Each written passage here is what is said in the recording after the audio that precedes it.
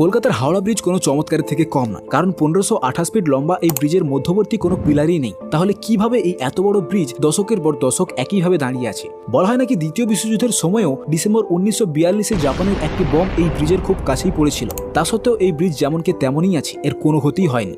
আসলে 19 শতকের শেষের দিকে ব্রিটিশ ইস্ট ইন্ডিয়া সরকার কলকাতা ও হাওড়ার মধ্যবর্তী হুগলি নদীর ওপর একটি ব্রিজ বানাতে চেয়েছিল, কিন্তু সমস্যা ছিল যে ওই সময় হুগলি নদীতে রোজ বহু জাহাজের যাতায়াত ছিল। এমন অবস্থায় যদি নদীতে কোনো পিলার দেওয়া হয় তাহলে জাহাজ আটকে পড়বে। তখন নির্মাণ হলো বিনা পিলারওয়ালা আজকের এই হাওড়া ব্রিজ। এর নির্মাণ কাজ শুরু হয়েছিল 1936-এ, আর 1942-এ এটি পুরোপুরিভাবে নির্মিত হয়ে যায়।